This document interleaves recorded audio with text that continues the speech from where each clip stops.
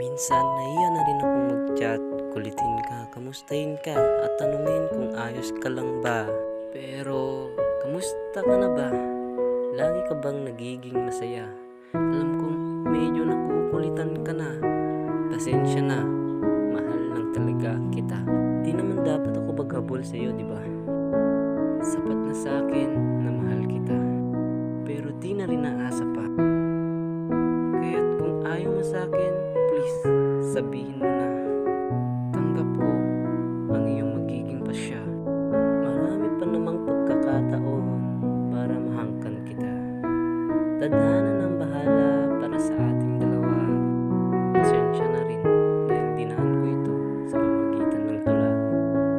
Di lang talaga ako sanay magsabi ng saloobin sa iba. Sinusolo ko na. Mahirap na kasing mahusgahan. Masakit sa tenga at mata. Tsaka di ko rin alam kung makikinig ka ba sa akin. Kasi alam ko naman, puro lang ako papansin.